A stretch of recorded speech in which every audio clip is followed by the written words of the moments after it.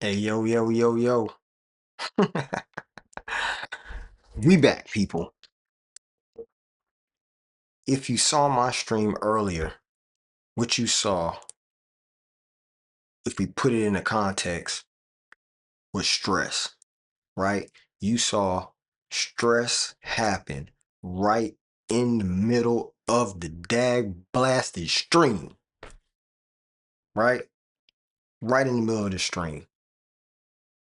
And it's crazy because I'm sitting here talking to y'all about stress, talking to y'all about how stress can be and how it can, make you feel away, all that kind of stuff, right?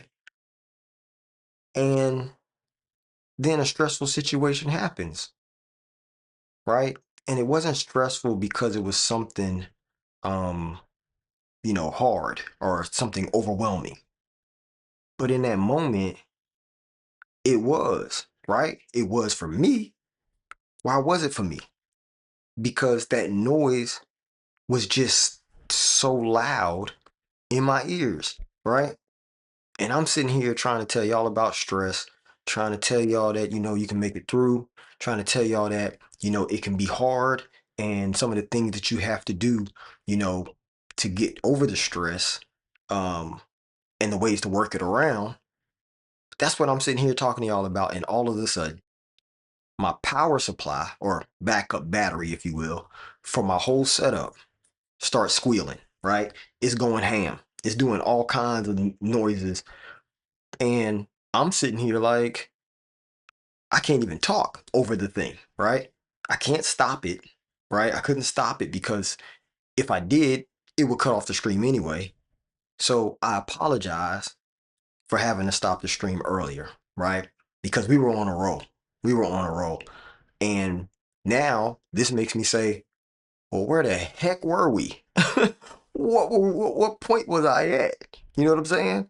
Because I basically had to jump off the stream. So here's what I can do. Give me a second. What I think I'm gonna do is I'm gonna pull it up, right? So we can all figure out where we were. Okay. Because like I said, I don't remember where we were in the midst of us, um, in the midst of what we were talking about. So why not look it up? Why not roll the tape? So that's what I'm gonna do. All right. We're gonna roll the tape. So I have to pull it up. Give me a second. And I'm not trying to pull up the stream we're currently on. I'm trying to pull up the previous one. So hold on, because I want to remember where we were. This might look like a repeat because I do have on the same outfit. Obviously, it's in the same day. So what do you expect? All right, boom, boom. Hold on one second. I'm gonna put it on the screen. I'm gonna put it on the screen for you. Give me one second. Let's see if we can. Let's see if we can go ahead and put it up. This should put up. What is this gonna put up? Hold on. This one? Is it this one? Boom. Okay, hold up. We almost there. I hit the wrong. I ain't hit the wrong thing. It's just not connected. All right, hold up. Let's go back. I gotta connect it back again because it'd be doing the craziness. So let me see if I can get it back connected. Cause remember I told you when it went out last time that now I gotta go back and I gotta basically reset everything to try to get it back on. All right. So wham, here we go. Now y'all should be able to see it, right? Boom. Let's pull it on down so that way it fills up the screen. All right, we got it. We got it. Now I gotta make it where it's full screen. 1 second. Boom, boom, boom. All right, can y'all see that? Y'all should be able to see the whole screen now. All right, now we talking. We almost there. Now we gonna play it because I need to figure out where we were. So I'm gonna skip through, and you should be able to hear it. Let's see if you can hear it. The walls are starting to collapse on me, right? Because that's what stress does. Stress makes you feel like everything is. So it looks like y'all could hear that. All right, cool. On your back, if you will. Right. So now a lot of people say, that saying, well, you got to get that monkey out. Let's fast forward it. right? Let's see if we Because can get it. it's Uh, not easy, right? It's not easy. oh, y'all not seeing If it you right. envision that saying, get the monkey off your back, right? That if you visually think about All right, that, now we talking. it's a monkey literally on your back. Let's skip. How do you much Let's see where we they've been were. able to amass in their growth? You know what I'm saying? Yep, I Um, hear it. give me a second, y'all. I think my right. So if they hear So now, after the break, planning on right? ending your I stream came early, got a back. long way to go with this subject matter. Let me know if you're feeling it. Either hit Let's go back because I gotta remember where I was. anybody. But I'm talking about in this situation in which you know that they've dealt with something like that because you know a lot of people. Everybody knows a lot of people, what they're referencing, right? So as they're talking, you hear it. And what you should be thinking about is, well, how does this fit in my life? You don't have to try. Okay. Now, here's the thing though. Their Twitch channel is not like my Twitch channel, right? So if they hear a person's voice, then if they're like, oh, Okay. just All right. Yep. That's went where it berserk. went. Can y'all hear that? Cool. Because it went berserk for me. Yep. All right. I know exactly what we were talking about. All right.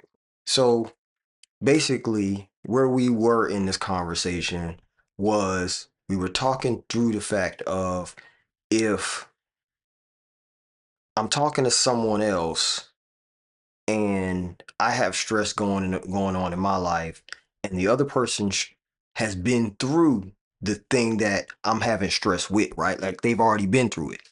They've already, you know, um, dealt with that in one way, shape, or form. If they've already dealt with it, then that means that I could go to them and ask them questions, right?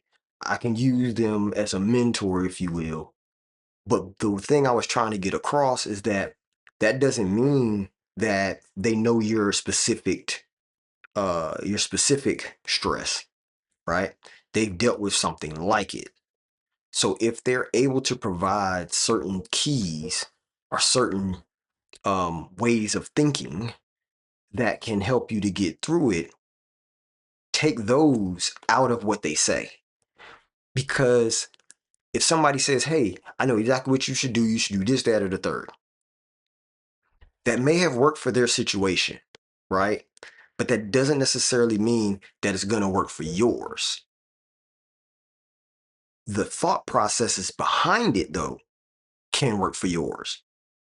Do you see what I'm saying? So you take what someone says and you apply the thought processes behind it. That's what's going to get you out of your stress, right? Because every level that you get on, that stress continues to get higher, right? More challenging to overcome. But it's because the what you're reaching for is a lot higher, right? If what you're reaching for is really low, your stress level is going to be it's still going to be high to you because it's a new level for you. But if you are reaching high for higher levels in life, in relationships, in business, in friendships, in bringing up your children, if you're reaching for them to be better, if you're reaching for everything in your life to become better, the stress level is going to get harder. It doesn't get easier, it gets harder. Now, that doesn't mean that there's not times where it kind of where it doesn't feel like stress, but in the end, it is stress that someone on a lower level than you would not be able to take, right? Another illustration, right? Here's another illustration. Say you own a business, okay? Say you own a business. Say I own a business, okay? So now you and I both own businesses. My business may have, let's say, 3, 4 employees, okay? Your business might not have any. It might just be you, right? So if I have 3, 4 employees and it's just you and your company, then The stress level of having to pay employees, you wouldn't know. You don't have any, right? You can empathize with what stress level I may have, but because you never paid employees, you don't have that stress. You don't know what that feels like, right? When everything is going hard and your business, you got clients that are leaving, you got, two leave, only one more comes, right? The balance is off. When the balance gets off, what happens? Now you still have to pay those employees though, right? Well, I do, right? Like I still have to pay those employees. You don't. What you have to pay for is just your own living expenses, right? So you can kind of manage those, right? So the stress level I'm dealing with now, don't get me wrong, after a while, I may be accustomed to having to reach into my own bank account to make sure I'm paying these salaries, right?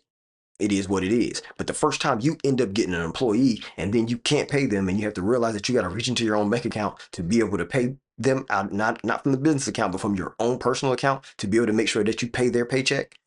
That's a different level of stress. You're gonna be like, yo, what in the world is going on? Like, and then you might even treat them away, right? Like the employee away because you had to reach into your personal bank account to pay them. So now you're acting like, well, I'm taking care of your life. You know what I'm saying? Type of thing. But the thing about it is, you chose to have the business, right? So you take on that stress level. The same way, if I have five and I'm paying all five, then I'm taking on that stress level. So it's a necessary stress level for the level that I'm going for, right? For the goal that I'm reaching, for the achievements that I'm going for, right? If you look at what we talked about earlier in the year, right? Earlier in the year, we were talking about setting goals. We were talking about um going after your dreams and what does that look like to be able to plan and be able to walk through and all that kind of stuff. Well, now we've reached a level of talking about the stress of achieving those goals, right? Because with everything comes another level of comes levels of stress. So as you're sitting here listening to what I'm saying now, realize that the stress levels that you have to deal with after you've reached your goal is different than the ones that you had to deal with to try to reach the goal. It's different. It's different. And to you, it's going to feel like, yo, this is crazy. Why did I choose to do this? And it doesn't matter what the goal is, right? Give you an example. Another one. I have a ton of examples for these things, bro. Ton of examples. One of the examples that I was thinking about was in reference to, say I'm used to renting, right? I have a house and I'm renting that house. Okay. If I'm renting that house, then I have a certain amount of stress that I have to deal with. The rest of the stress, the owners of the house or the property management deals with, right? So I don't have to deal with it if the pipes burst, right? I got renters insurance. I have um like I said, maintenance people that'll come, they'll fix it, boom, boom, boom. Don't have to worry about it. Now, let's say I buy a house, right? Now I become the owner, right? I'm not subleasing. I'm not leasing, subleasing, or under somebody else's management of said property. It's me. I own it, right? That means I'm taking on all the responsibility for that property. Okay. Pipes burst, it's on me. Yeah, I can have a homeowner's insurance, but it's still on me to deal with all repercussions that come from that. You know what I'm saying? If the roof has an issue, I have to deal with that, right? Unless I have a brand new house and it has a 10-year warranty or something like that on it, then I still have to deal with it. But right, the people who built it will come back and probably resolve it. But I still gonna have stuff I have to deal with because of the result of the roof not being right. So I'm saying that to say each level is gonna have a different level of stress. The higher you reach, the bigger your responsibility. The bigger your responsibility, the more the stress pours on. The more monkeys start trying to ride your back, right? And sometimes it feels like, well, if I just had more money, then I'd be able to handle all of this. Right? That's what it feels like sometimes. If I had enough money, then none of this would be a problem. However, the more money you have, the more people come knocking at your door, right? The more people come knocking at your door trying to take more money from you. You're making $1 million a year. You got Uncle Sam first and foremost at your door knocking, trying to get their piece first. Then you have regular bills, right? Or business bills. Another one gets loaded. Another person that's coming for you. You know what I'm saying? Then you have your spouse. They're going to want different things. They're going to want certain things to be a certain way once they know that you're making certain amounts of money, right? So another one loaded up, right? You got kids? Oh, they're going to want their piece too. Everybody's going to want a piece of you because they know you got it. You know what I'm saying? That right there then drain your bank account. Now you sitting here still wondering how you're going to pay your employees paychecks. It's so, and I'm not saying it's all doom and gloom. That's not what I'm saying. What I'm saying is you have to manage the stress level. How are we going to do that? Since we're in part two, I guess that's what we could talk about. How are we to manage? How are we going to manage that? Right. So we've rolled out what stress is. We've rolled out how it looks in different levels and what different types of stress can be from when you look at it from a one person to a person that is has a child, right? The first example was one person working part-time, another person working part-time. This person's married but has no kids. This person is not married and has a child. Yes, they're on the same level, they're making the same amount of income. However, the stress level is different. Them working together in different subjects of trying to better themselves and one bouncing off the other one, it can work in certain instances, like the one with a baby can talk to the other one that doesn't have a kid about having a baby because they've had one, but they can't talk about necessarily what it's like to take care of that baby on an average basis because of the fact that the person that doesn't have a baby also is married. So that means they have a dad or father figure or a pair of people that is going to be taking care of that child that looks different than the stress of one person, single mother, single father with a child. It looks different, right? One can't speak to the other. You can speak to them about the child itself, but you can't speak to it about what it looks like to take care of it. You can give keys, you can give clues, you can give some information, but that doesn't mean that that person who's hearing that information should take it all. They should take it in pieces and figure out what applies to their situation and use that, right? Because the situations are different, though similar, different. Okay. Now, how do we deal with that? What are some of the things we can do? First things first, I feel like when it comes to dealing with stress, is the biggest thing that can get stress up off your back. Okay. And if you want to write this down, you can write this down. I'm not an advocate for, hey, listen, take notes when I talk. If you so choose, do that. But for me, just listen, right? Listen, take it in because you need to figure out how to apply these things to your life, not necessarily take what I'm saying as the end all be all. Okay. That's my disclaimer. Now, even with that being said, first things first, learn how to say no. That statement alone can take away a lot of stress off your life, right? That statement alone. How do you say no? If somebody says, hey, when we're talking about the people who, you're making $1 million a year and you got it, people can come to you knocking on your door, you can say no. Be okay with saying no. Yep. That's going to be huge. That's going to be one huge key that it doesn't matter what your situation is. It doesn't matter what level you're on. It doesn't matter the type of stress you're dealing with. No is still a thing. It's still a thing. Being able to say, no, I really don't want to be a part of that. No, I don't think I'm going to do that. No, I don't think I'm going to pay for that. Right. But that also comes with not making the choice to go do it. right? Don't do it and then you say, well, I'm not going to pay for it. Somebody else need to pay for it because that's cheap because you've already done it, right? So choose to not go. If you don't want to pay, if you're not going to spend any money, if you're trying to save, if you're trying to build a legacy and you don't want to use no money, don't go. Don't spend it. Save it, right? Because in the end, you'll have the money. You'll be able to do the things that you desire to do and not the things that other people are leading you to do so you can pay for it. That takes a level of stress off your life. Daggone, I say that it adds years to your life just by being able to say no. To me, that's a huge thing right there. That if that's the only thing that you get out of this whole thing I'm talking about when it comes to stress, being able to say no is a huge, huge key to releasing stress, right? Some stress you can't necessarily just say no to and get it up off, right?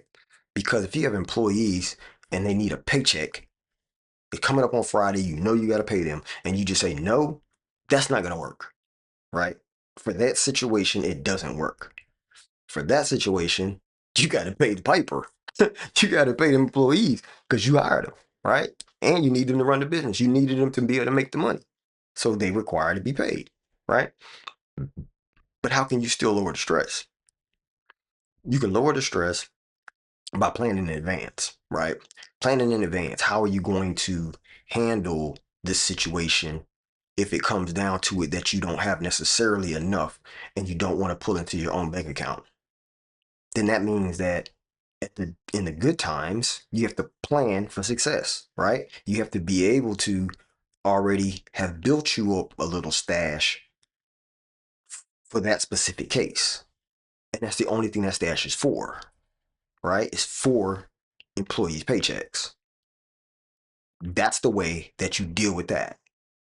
So I think you can tell by now the way that I'm coming at this and the way that I'm saying is the best ways to relieve stress. It comes down to what we talked about at the beginning of the year. You plan it, plan, right? If you plan, work your plan, then you execute your plan. But that means that when you plan, you have to plan for as much as you could ever think of, and you plan for those things that you didn't think of, right? So in other words, if you have employees and you've planned to have employees and then you start hiring, then that means you've already planned for, well, what if something goes wrong and I can't necessarily pay their paychecks, then what do I do? That means that as I'm making money, I need to save some money. Okay, so now you got some set to the side for that. But then as you started planning your route of escape and your route for change and your route for, overcoming other challenges that the business may have, you also have to make another fund, right? Another account that also you're funneling money to during the good times. That's for anything else. If something else happens that I didn't account for already, then I have somewhere to pull from. That's the way, if you're going to be successful in life, then those are the things you have to do, right? And I'm saying it like it's simple because it is simple, but some people just don't know to do it, which is the reason why so many businesses fail, right? I think they say somewhere around about what 60 businesses fail in the first 60% of businesses fail in the first 5 years, something like that. Don't quote me on that figure, but I know that it's high. You know what I'm saying? And so in the first 5 years, that's huge. But doesn't that also sound like marriage? They say majority of marriages fail within the first, what, 5 to 7 years? That's wild. Why? Because people aren't planning. They're they're not planning for the bad times during the good times. They're not. They're winging it. Well, our love can get us through. And a plan, right? And a plan. Because again, there's some things you can't plan for. You don't know that these things are going to happen, right? You don't know that there's going to be a car accident. You don't know that you're going to have a child and then that child may have some health complications. You don't know these things. I'm not saying that. I'm not saying that over your people and your families. And this might seem hard to hear, but it's a fact. These are things that happen and people can't plan for because you don't expect that to happen. And so it's planning for the unexpected. That looks like, again, creating different accounts, making sure that you have at least discussed, well, how are we as a couple going to handle when um, something out of the ordinary happens? What is our protocol? How do we communicate about that? Right?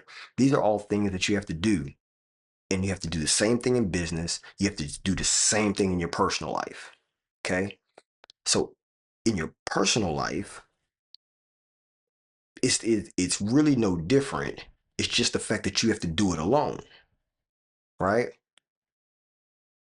So for me, I think about some of the stress that has happened over my life, and I can see where I missed it, right? Looking back, I can see the times that I've missed it. I can see the times that, I didn't plan correctly and what I ended up getting out of it, right?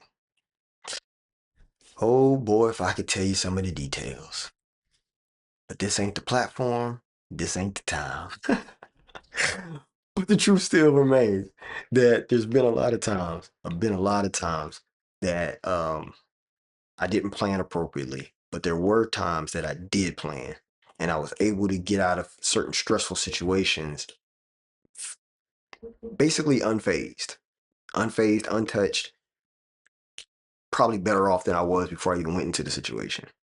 But that's only because I planned that something could happen, and I tried to make every type of arrangement I could to ensure that I wouldn't fall off if something I couldn't control or something I didn't realize was going to happen happened, right? Um because even at the time, like, okay, I'll give you a story. So imagine this. I'm about 25 to 28, somewhere in there, because I don't want to be too exact. But I'm somewhere in the late in my mid to late 20s, right? And I get caught up in a house fire, right? A house fire of my causing. Okay. Well, I'm trying to take accountability, but it's not fully my fault, even though it was in the mode of me cooking. Okay. But I think that there was a problem with the stove because it ended up getting the grease way hotter than the number I put it on, right? Because if I put a frying pan with grease in it on like a 5 or a 6, then there's no reason why it should start bubbling up and catching fire without me putting anything in it. So something overheated that pan. Anyway, point is that I end up getting in a fire and having to get out the house, save my daughter, all that kind of stuff. Okay. Um, but that situation I hadn't planned for. Never thought that that would happen in a million years. Not to mention, I was only 20 something. I had no idea what that looked like or what the planning for that was, which means that at the time, I didn't have renter's insurance. I ended up losing everything that I had worked for since my adult life had started, right? Which was quite a bit because I was making quite a bit of good money. We were spending some good money at that time. Well, lost it all, lost every bit of it, right? But I didn't lose my life. My daughter didn't lose her life. And we had to start from scratch. That told me from then on out, I would always have renter's insurance, right? So now I'm able to plan for things like that because I understand what that is. So sometimes your planning and your ability to put yourself in a better position has to come after you've had a hard lesson. A hard lesson.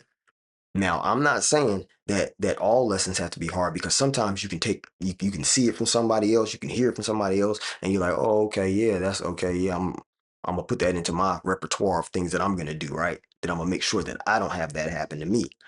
Um, but it allowed me to see the world differently and realize that yes, things can happen to me, right? These types of things can happen to me because they can happen to anyone, right? But that helped me to get a, a level of stress off if anything else happens in the place that I live, right? And so when I bought a house, they make it mandatory that you have homeowners insurance. So it wasn't like I wasn't going to have that. But every time I've ever had to rent, I ended up having renter's insurance strictly because of that fact. I said I will not be without it again because I could have came out of that situation, yes, burned, yes, losing a lot of stuff, but I could have gained back even more because of the insurance that would have covered not only the property, but also my belongings, right? Right, true. That's what Peabody, thank you for that. Because it's so true. You learn lessons as you grow, right? As you keep moving forward. But you have to take heed to them because if you don't, it becomes a way more stressful situation the next time, right? Same thing about health insurance, right? That's the same thing as planning during the time when you're healthy for the times when you're not. Those are things that I'm trying to say that help get the stress up off you. If you're in some serious stress right now, really look at the situation. Really look at the situation that you're in and figure out where the stress is coming from, right? Figure out where the stress is coming from. And what I think is that when you look at where that stress is coming from, it's probably from an area that you didn't ever plan that would happen or that thing could happen. I'm I'm pretty sure. Or you may be nervous that thing is about to happen. That's what makes it stressful, right? Because if I'm sitting here and I feel like, man, at any time I might lose my house, you know what I'm saying? I'm about to get behind on payments. My money's not coming in like it should be. And if and so you're feeling this way, right? Like you're starting to feel a way. If that's where you are, then it's because you didn't plan for it to happen, right? And you also didn't plan for what to do if it does start to come, right? Because okay, if you're gonna lose your job, right? If you feel it coming or they done passed out the pink slips, whatever, layoffs coming soon, whatever it is, then within 2 weeks, whatever the number is, it might even be the same day, that if you own your house, you have a little bit more time before they're gonna foreclose. If you're renting, you got about the next 30 days before that next rent's due, and you're gonna have to do something about making that payment. So you have to have a plan, right? Lessons not learned will be repeated. That's a fact. Lessons not learned will be repeated. But if it's coming up on that time, you have to, at the beginning, going into a place, think about, well, what do I do if I don't have the job anymore? Right? At the beginning, you may say, hey, I'm about to make a lot of money. This job is going to really put me in a better position. Right? I think, and I'm falling short of saying this because I want to be very clear when I say this part. A lot of people live at the edge of their means. Okay. You know what I mean by that? At the edge of their means. So if they're making $2,000 a week, their bills come to 1,900 a week, right? If you divide it up over a month, right? Um, and so 2,000 a week is gonna bring you 8,000 a month. And if your bills are 19, then that's gonna make you at 4,600 a month that you're paying out in bills, right? That's just raw numbers, not including like taxes and all that kind of stuff. But just saying, they will run up their paycheck almost to plus 10%. Meaning they start getting a bunch of subscriptions and things like that. That really, when you add up that number, it gets to plus 10% on their money. So if they say they make 8,000, they really are paying out 8,800 a month. And that's why it's a downward spiral where it just cascades down, right? Even though they're making that amount of money.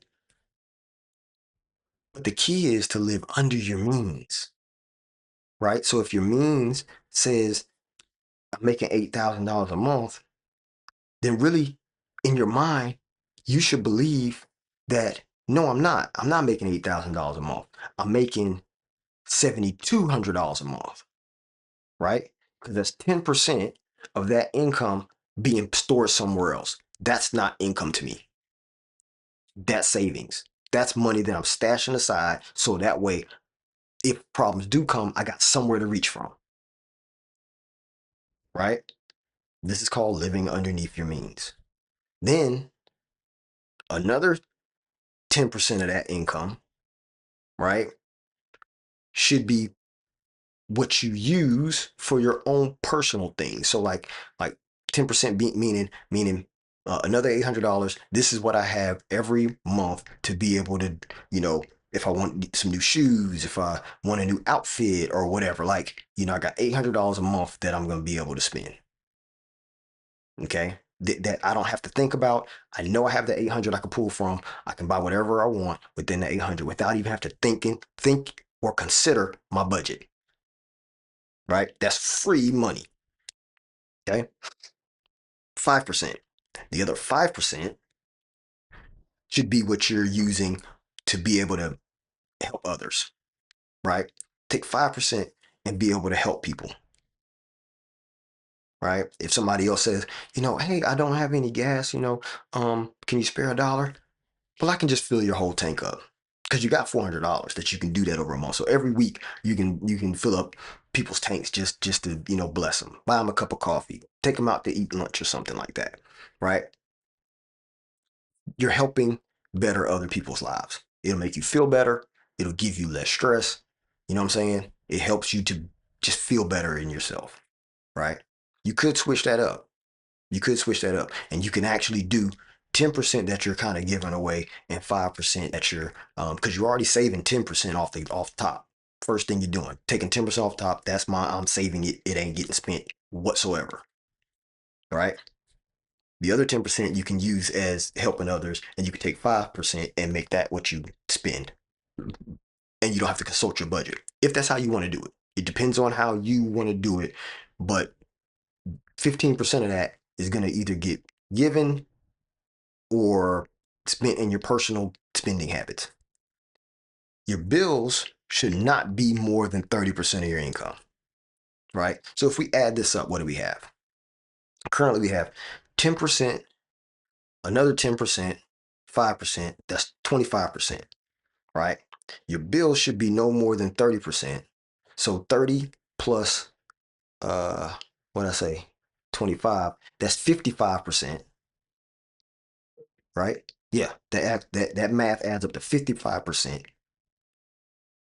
And so now you have another 45% of your income, and that's what you use to make money for you,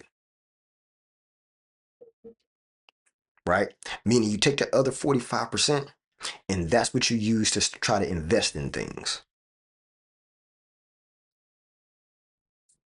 What's 30% of 8,000, right? 10% of 8,800.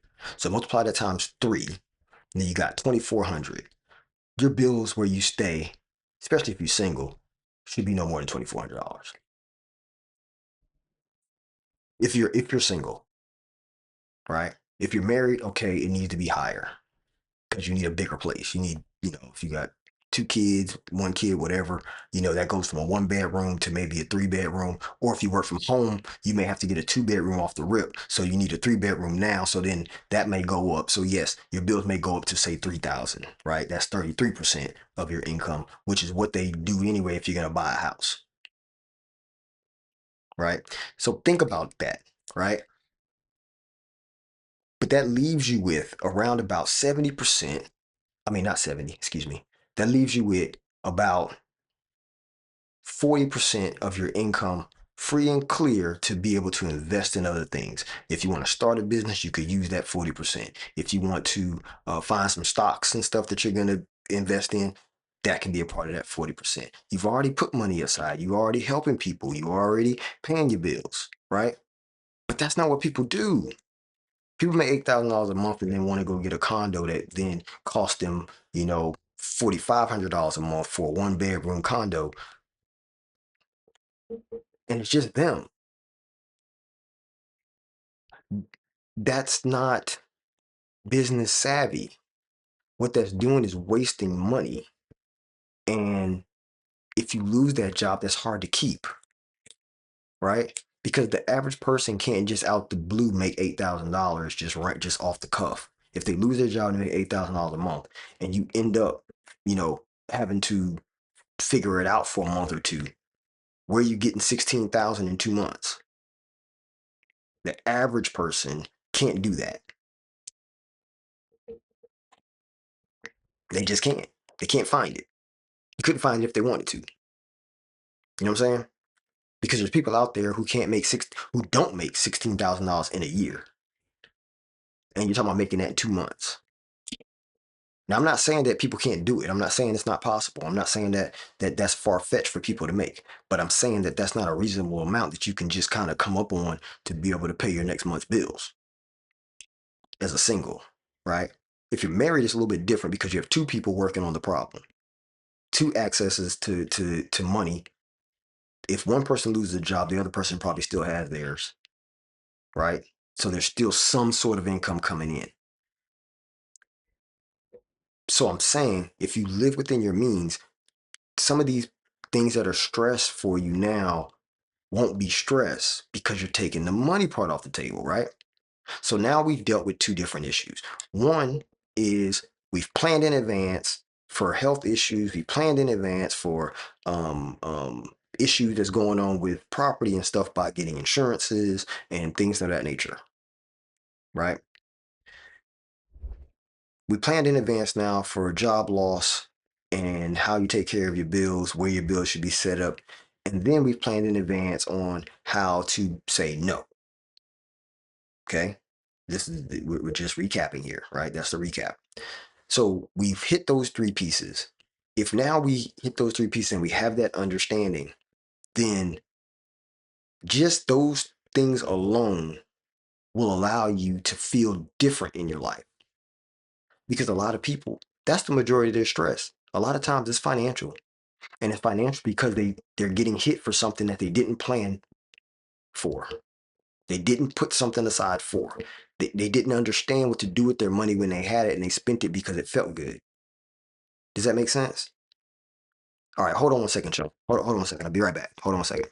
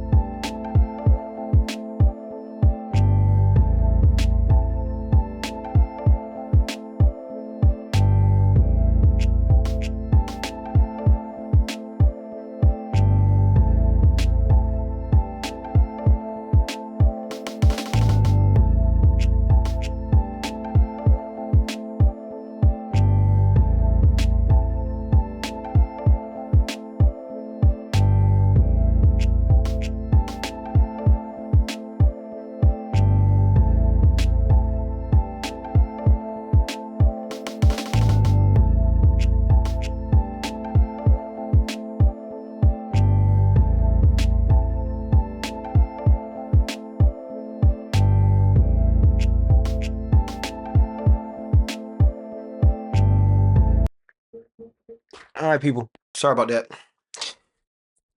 Hey, listen. When your spouse call, you gotta go handle that. You know what I'm saying? You gotta go. Gotta go. So had to handle something real quick. Now, back to where we were. What I believe is a lot of people's stress is directly related to failure to plan when it has to do with the subject of money. And I too have had that a lot. Failure to plan when it comes to money. And what I did know early on, and this was pretty early on, I think by the time I bought my first house, I knew that I was not going to buy a house if it took both of our income to pay every month. Was not going to do it. There was no way I was going to take that type of mortgage out, right? Not if it took both of us to have to pay that mortgage payment. Meaning they based the amount of house we got based on both of our income. Wasn't doing it. And to this day, I still won't do that. Not at all. Because yes, I could get a bigger house.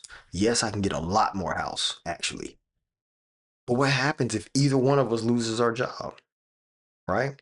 Well, right now, I mean, I own my own companies and stuff, but what happens if one of the companies ain't making no money, right?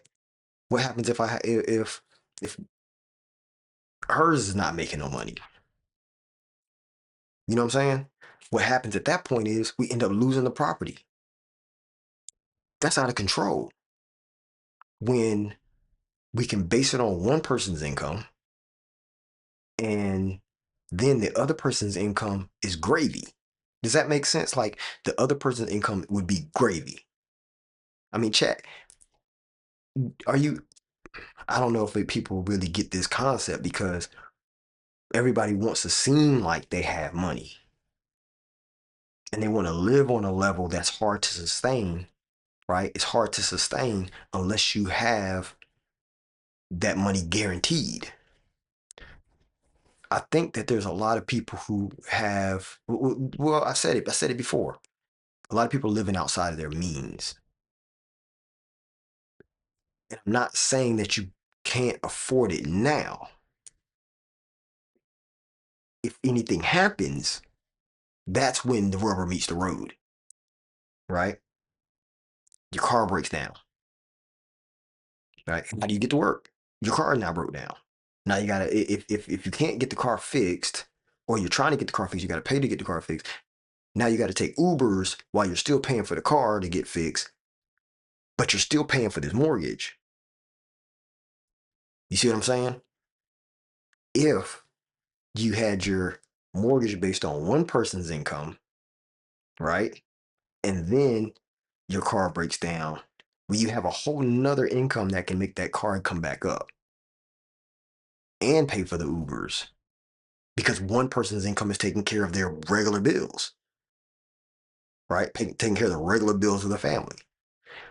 These are things that I really, these are concepts that are really simple, but it's people's egos and people's wanting to show out for everybody else, right? I want to look a certain way for everybody that's looking at me, for my friends, for my family, for I want them to feel like I got it going on, like I'm making the right decisions in my life. But really and truly, you're not.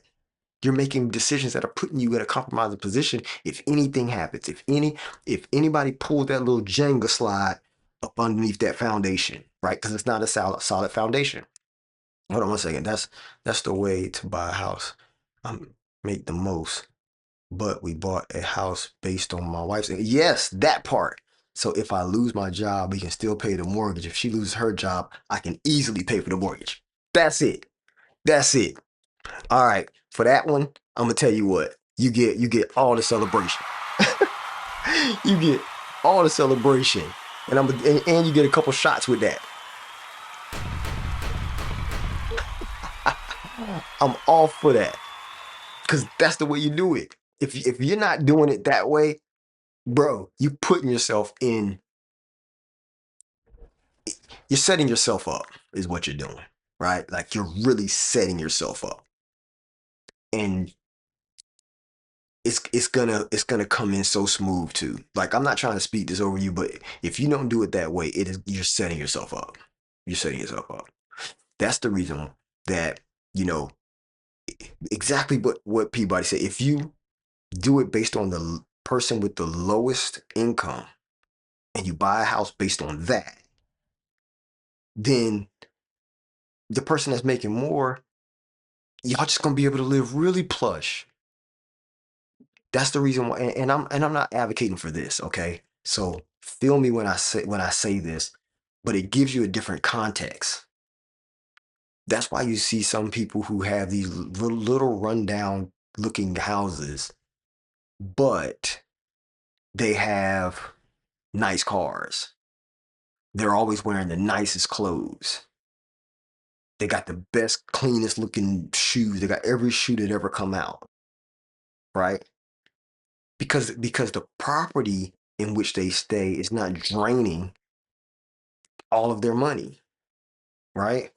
Now, I'm not advocating for, like I said, those decisions to spend all the money in other areas in that manner either. But I am saying that if you set yourself up with a good foundation, your chances of losing is going to be slim to none. Because imagine if you did it right, if you did it like that, okay? This is we're taking care of the stress. We're getting the stress out of our life, right? That's what we're doing today. We're getting the stress out. We're figuring out what it is, and we're getting it out, right? And to get it out, we're talking about planning to get it out. Okay.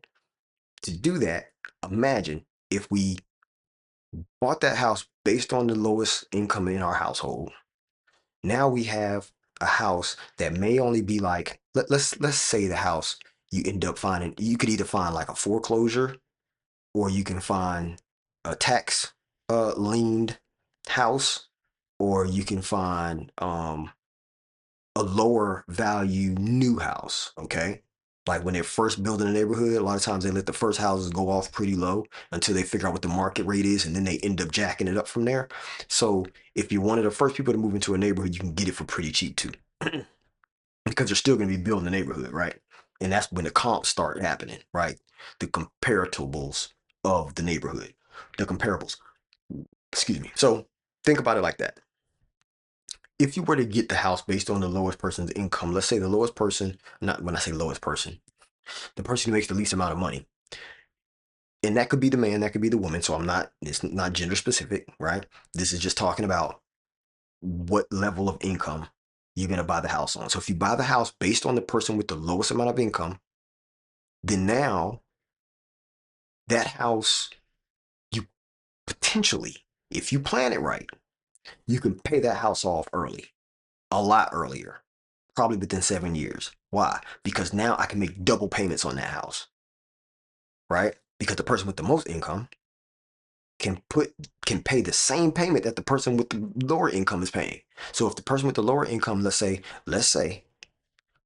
the mortgage on that property is $1,500 a month. Let's say that. And I think for a 2 bedroom, and let's say it goes for about 150, 175,000 property, you could probably pay mortgage on that for 30 years for like 1,500 a month. And that's probably including tax and insurance on 150. So if you're paying 1,500, that's based on the person that makes the least amount. The person with the most amount ends up, when they pay the payment, they come behind it and pay the same payment again as the principal every month, right? So in other words, every month you're making two payments. The second payment is always toward the principal. The first payment is the bill, right? The mortgage payment. So mortgage payment is paid on the first or whatever date that's due. Then come behind that, right behind that, with a payment to the principal. Okay. So now what you have is that house getting paid off in a third of the time. Okay. It'll be somewhere in the neighborhood of 7 to 10 years. If you stay on that property for 7 to 10 years, after that, not only is your credit looking good, but also now you own a property clear and free. Now you can leverage that property to buy your next one. So now you're not you don't have a high price because you could do one of the two things. Either you can keep that property and rent it out and use that as positive income, or you can sell that property, take that money, flip it into the next property, which means you can get double the amount of house. Now I can get a $300,000 house and still only pay the price of a $150,000 house, which is still fits in the budget of the person with the lower income. Come on, that's how you stack it. I told you before, we did a whole video on stacking it. One thing builds on top of the next thing, build on top of the next thing. That's how you build a solid foundation. Once you have the solid foundation, you can build any type of mansion you want on top of it. The fact of the matter is you got to have a foundation first. And sometimes it's hard to make that foundation, especially when, jobs is going crazy, businesses are going crazy. You new. When I say you're new to family, you're new to being married, you're new to having kids. It's hard to create a stable foundation if you didn't already have some of this knowledge before you got married, right? And then if you're acquiring the knowledge as you're still new in marriage, new with kids and things like that, what happens is now it's hard to make some of these preparation decisions on the fly with no reference point, right?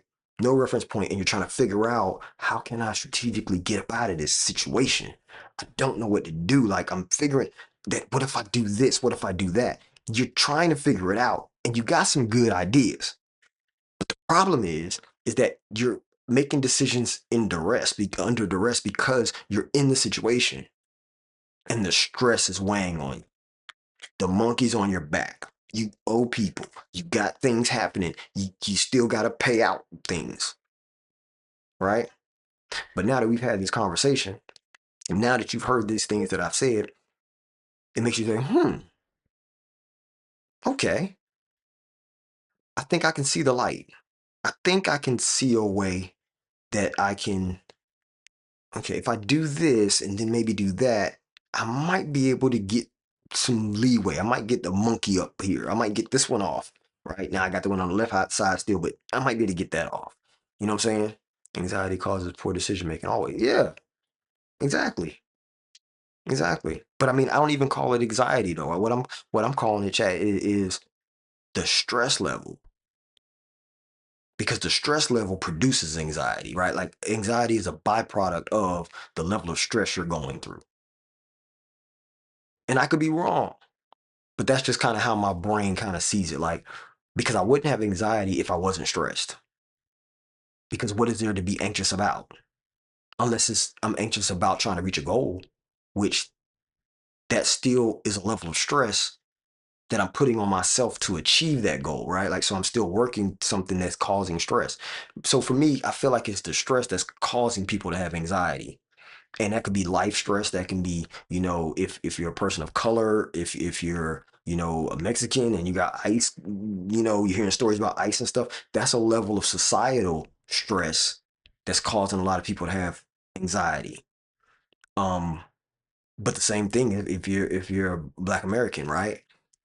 If you're a white American, you may be thinking about, well, I don't have no job.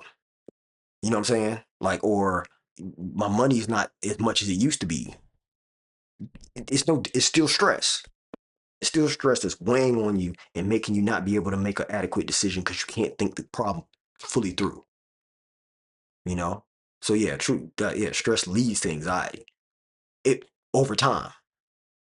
If you're able to handle it as soon as possible, you don't have to get to the anxiety. And that's where we were talking about in the last video, right?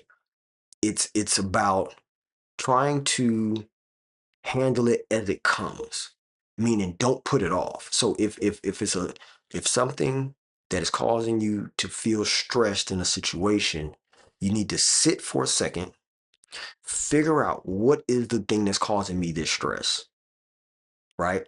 It might be every day you get to work and you pull up your emails. And when you pull up your emails, that's when your bills start showing up, right? Like, you know what I mean? Like, this bill is due now. Here's your new notification for this bill or whatever. And you realize that every day when I go to my email, in the morning, I start my day off by checking my email. And then the rest of the day, I feel stressed. There you have it, right? You could point to that it's not necessarily um, the email that's causing you distress. It's the emails that are coming in your inbox. And you can't get away from them because they are the bills that you have already agreed that you would pay. So now I have to take care of those as soon as possible. Don't put them off. You know what I'm saying? Don't be like, okay, well, I'll get to it on so and so day. Once the thing comes, if I have the money right now, I'm gonna pay it right now because then I'm releasing that stress up off me. I don't have to think about that. Even though it might not be due yet, it might be not due. It might be due on the 15th, and this bill I'm seeing on the first. Well, if I have the money right now, then I'm just gonna pay the bill right now, right? If I have to put it off to the next time I get paid, then okay, I do. There's nothing, no way to get around that, right? But it's the fact of making some sort of plan for that next paycheck early. What's my first bills due? Okay, boom, boom, boom. When I get my check, those bills are going to get knocked off. The next bills don't come until the middle of the month. I'm good. That means I know I got 2 weeks now until, you know what I'm saying, the next round of bills are going to come in. So I don't have to be as anxious every time I open my bills up. I mean, every time I open my email up. Right. And this is just me. I'm spitballing some of these things because I know that some of these things cause a lot of people stress. One is seeing all these bills coming in and okay, here you go. Transparency, honesty, openness. That's what we talk about here. That's what I'm coming at you with. Okay. So if I go in my email, matter of fact, after I streamed earlier, right? I had some work to do. I almost finished the app that I was telling y'all about on a previous stream. I'm still working towards finishing that. I'm almost finished. Really, really close. Um, but every time I go in there, I'll see another notification or another email that says, an auto draft got taken out, right? Almost every day. Or I open my email up and now I have 100 emails. I just cleaned them out. I just cleaned them out before my meeting before this. So before this stream, I was in a meeting. Before that meeting, I emptied my email box. I answered every email, did everything I could do on every email that I could, and then create calendar invite tasks and stuff for the next thing that I need to do off some of the stuff that came in. I can guarantee if I go in that email account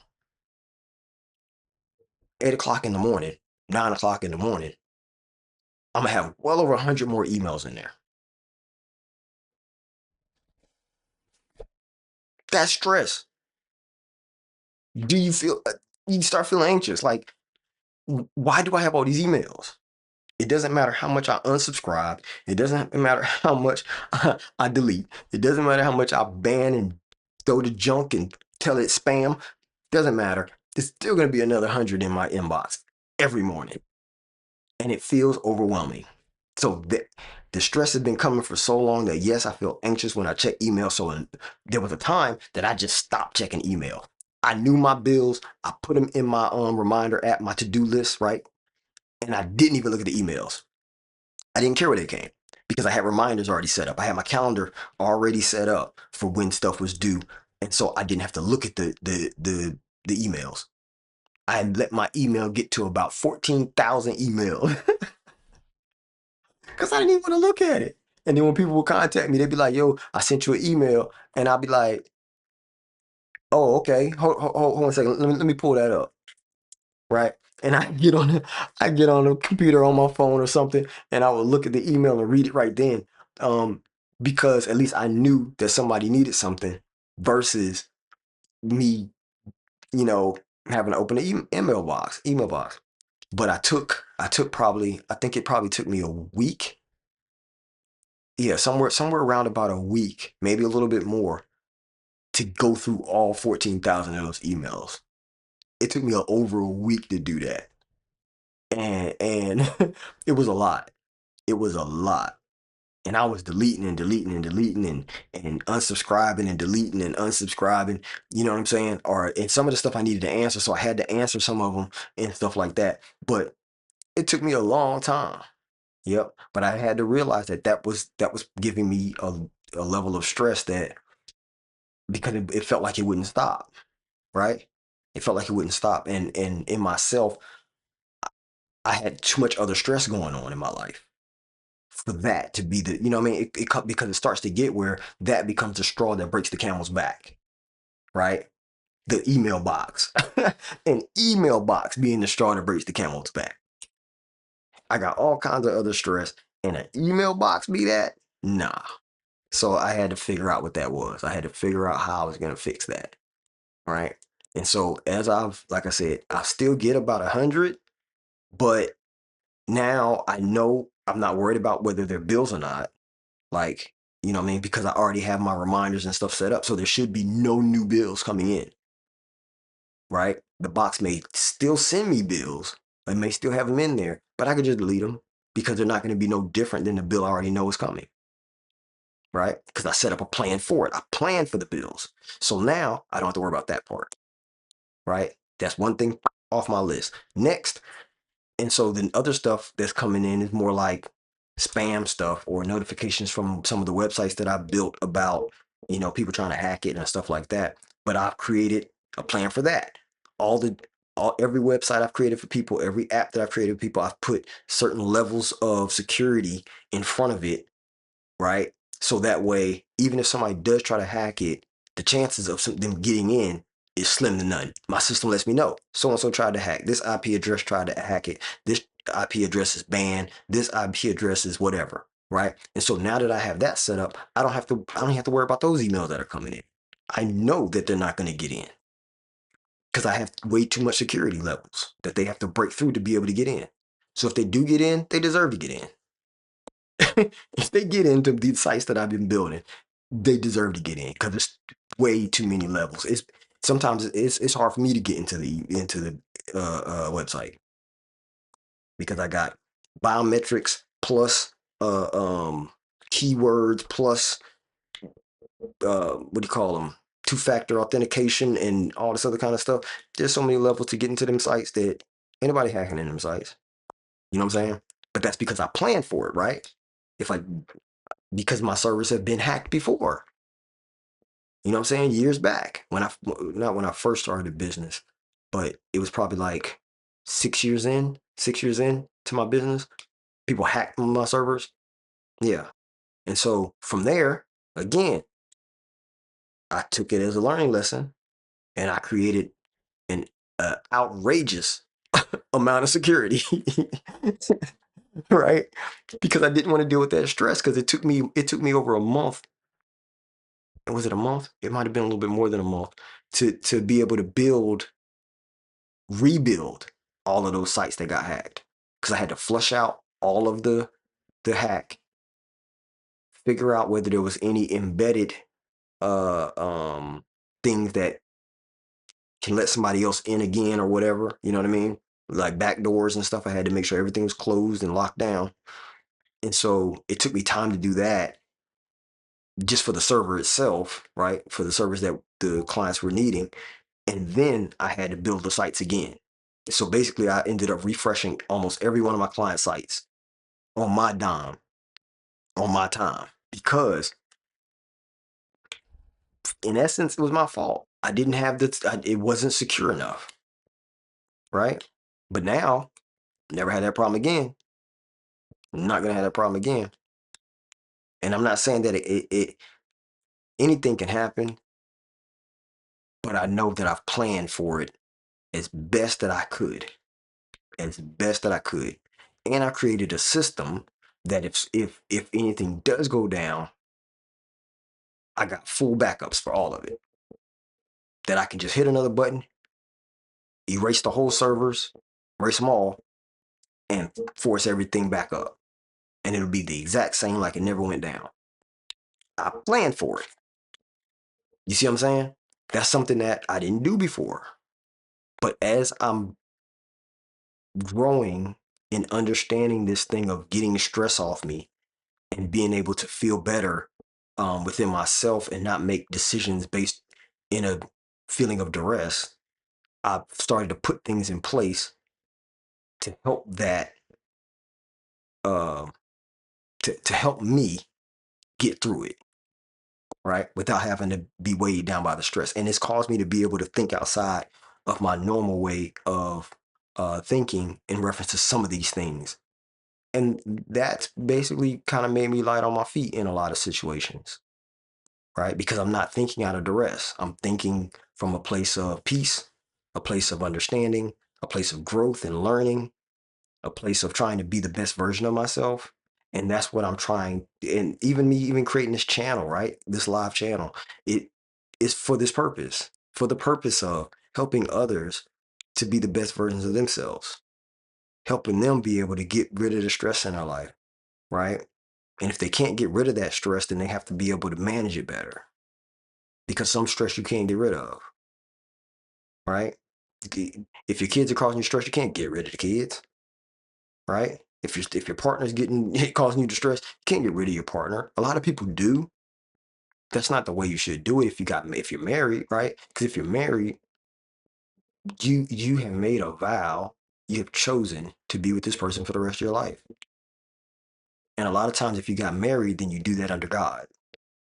And so you're not honoring God if you do that, unless that person did something that uh God says that you can divorce for. Don't worry about what man says, worry about what God says, because that's who you made the vow under. The only reason why you went to man was to make it legal. Legal in man's eyes. Make sense?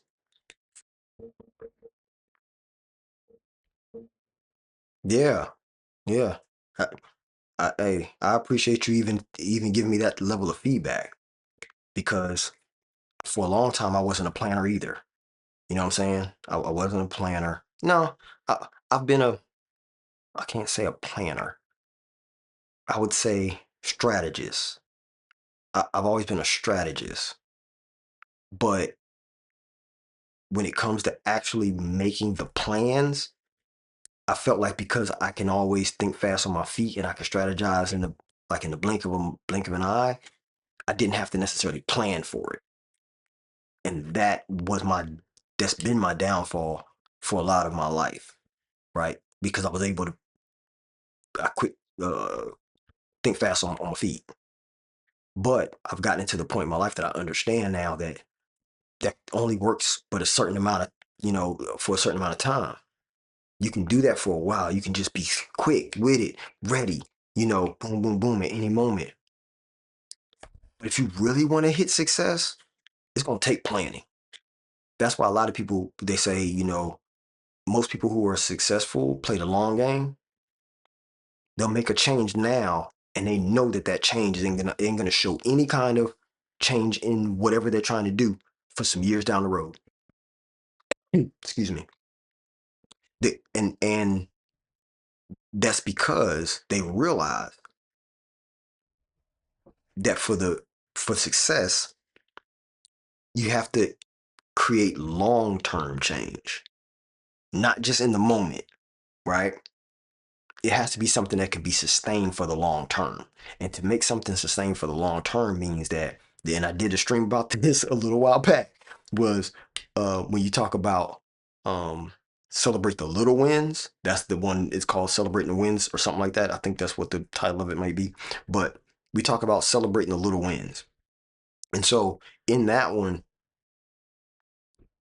if you celebrate the little wins, it's because you implemented little things that you're changing. And as something comes from it, you celebrate that so that way you can keep on doing more of those little things that create change.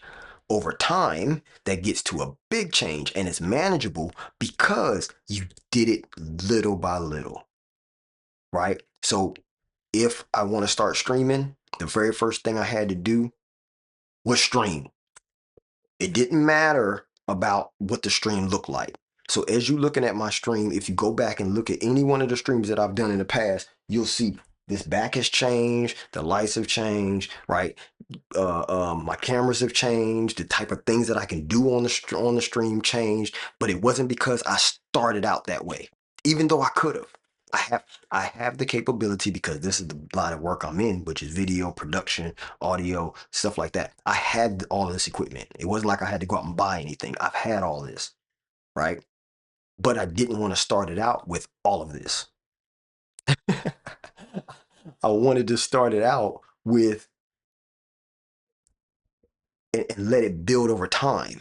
I didn't want to say, oh well, I got all of this, boom, boom, boom. Look at me, come join my channel, all this kind of stuff. I want to be able to add value to people's life, right? And the only way I can add value to people's life is by continuing to add value to my own. And so, how am I going to add value to my own? By showing you guys that every time you come to the stream, it's going to be something different. Either a new topic, either a new, way that I'm doing production. I might stream a movie because I'm giving you something different, right? I'm also sharing myself with you because these are the things that I like, right? And even when I'm talking about this stuff, this is the way I think. It's not some rehearsed thing that I got, 2 points in a poem that I sat there and slaved over and had to think out or whatever. No, I'm telling you, because this is how I live. This is the way that I think. This is the things that I believe. And I believe them so well. And I know that they work so well that I'm willing to say this publicly on a large stage. And again, I'm not telling you because I want you to do the thing that I did, or I want you to be the way that I am, or I want you to, you know what I mean? No, these are just examples.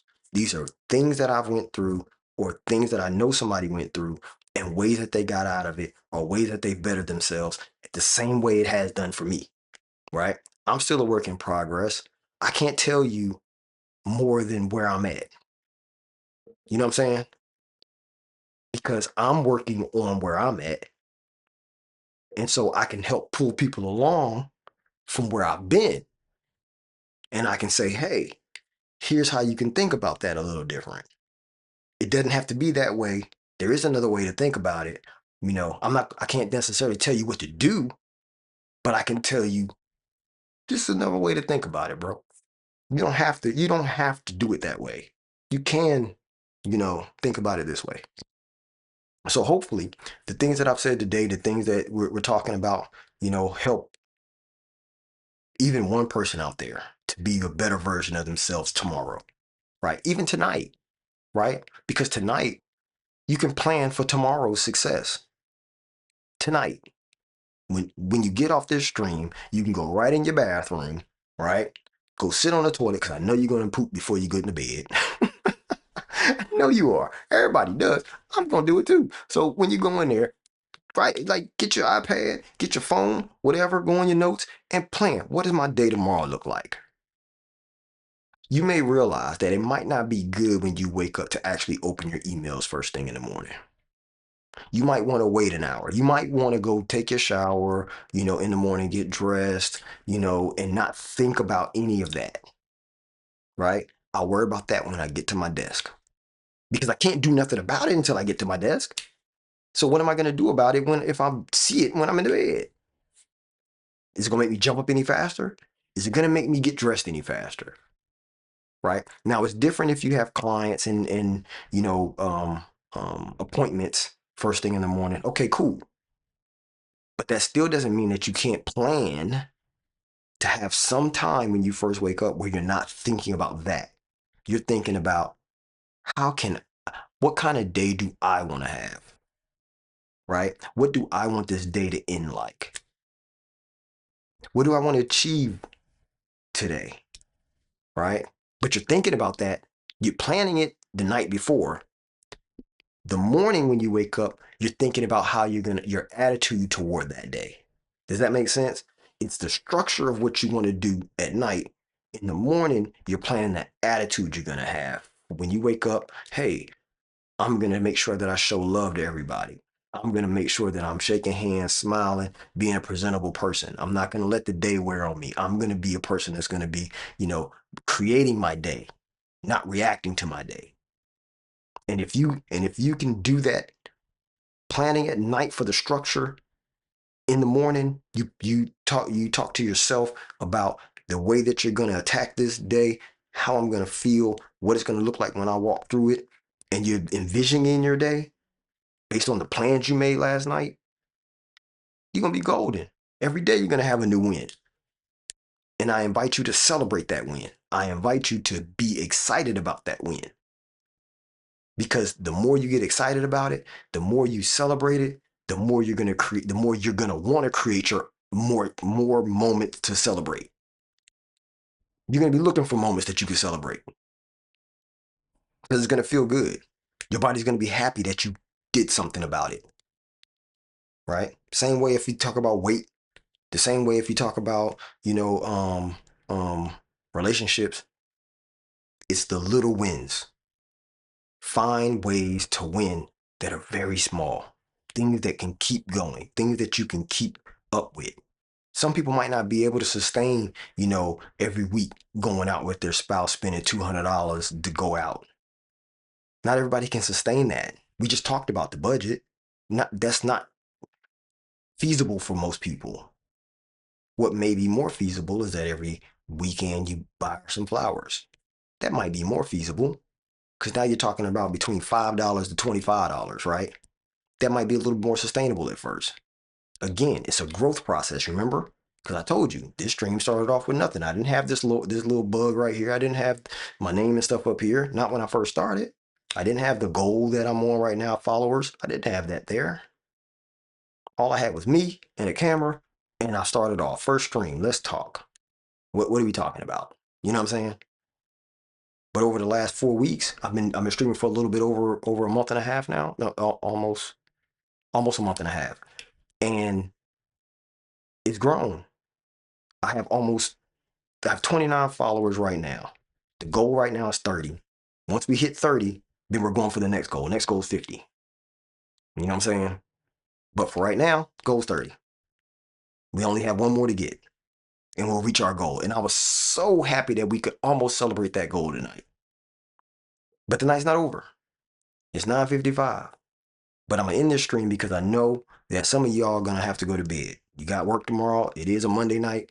This ain't normally a night that I stay up late in the stream, but I will, and I have been trying to choose different times of day to stream because my normal time I stream is, I'm gonna put it on the screen for you. Here's the normal streaming times that I'm on. Right? Normally it's from 10 a.m. to 12 p.m. or somewhere between that time is when I start. Right? Between 10 a.m. and 12 a.m. 12 p.m. And then on Fridays, I normally do the evening, 5 to 7, because that's when I like tell stories or, we do something different. We might, play music like we did the other time from the 90s or whatever. And we kind of did a DJ thing. And so that's, that's how I try to run my streams. But I ask that if you follow, then you'll be notified at the other times that I stream because the whole thing is I don't know what time my audience is best for my audience. So I have to find it, right? That takes planning and strategy. And so that's why I ended up coming on tonight because this is not a normal night that I stream. So I will see what happens. You know what I'm saying? But tomorrow I will be on again. Tomorrow between 10 and 12, you'll get a notification from me if you're following. Make sure you follow. Um, and that's where I'm gonna be. We'll figure out what the subject is for tomorrow, and we'll come out the gate. You know, we gonna hit the topic and keep moving. We're gonna hit the top and keep moving. Yep, because it's all about growth. It's all about growth. Growth for yourself, right? Be the best version of yourself. And a lot of times that just takes learning a couple new tricks because everybody, at least that connects with me, is already somebody great. I know you are. If you connected with me, you great. So there's that. But the point is that every day, just learn a new little something, some new little thing. And a lot of times I'm working when I start these streams, right? Like I'm in the middle of working, building this app is what I'm doing right now. And I'm so close to finishing, so then I can move on to some other creative stuff that I do. Because I have videos to edit and I have a new album that I'm gonna be working on from scratch. I've already planned it. I know exactly what album I want to do. I know all of the like song titles. I've thought about that. I've thought about what each song was about and all of that. I haven't written them yet. I haven't even made any music, but I've already structured what I think I want my next album, which would be album number 5. I think I understand what I want that to be. Okay. So that's going to be coming up soon. Also, I'm going to be shooting a movie. Um, it's from a play that we did in December that we released the soundtrack to that I produced, mixed and mastered. But we're gonna do we're gonna shoot that as a movie. And so I'm gonna have y'all there live stream. You're gonna be able to see BTS behind the scenes, what we're doing when we shoot that movie. You're gonna be able to be there, not the whole time because I can't do that and shoot the movie, but you'll definitely get a lot of behind the scene moments. Yep. And I'll probably have somebody else running the camera, running my stream, um, following me. That's probably what I'll do. So that's another thing coming up. You know what I'm saying? I like this time. I'm at the gym listening. Oh, okay. Okay. This time. I don't know, boy. I'll be loving my evenings though. That's when me and the fam be watching TV and just trying to spend some time together and talk about just random stuff. So, um, but we'll see. We'll see. Like I really try to lock down my evenings, to be honest. And so that's why I don't do it much in the evening, but especially during the week. But I might be able to squeeze in some time. Probably at least like 30 minutes to an hour, maybe 30 minutes to an hour. I think that'd be enough. I don't know. It just depends on what we're talking about or what we're doing. Because, like I said, on Sunday, was it Sunday? Sunday morning? I think it was Sunday morning. We watched part one of Airplane, right? Airplane One, the first movie. And so I think it's going to be on, I think I said on next Sunday. So that would probably be this upcoming Sunday. Um, we might watch part two of Airplane. Yeah, unless I do it Saturday. There's a chance that I might do it. Well, hold on. When is Valentine's Day? I think I need to know that. Let's check the calendar. The calendar says that Valentine's Day is on Friday. Is that Friday? That looks like a Friday. Yep. No, Saturday. Ooh. Oh. Oh, chat. It's on Saturday, chat. Oh. Okay. So then, yeah, then it probably will have to be Sunday, unless I do it Friday night. It could be Friday night. It could be Friday night that we can watch part two of Airplane. Yeah, yeah.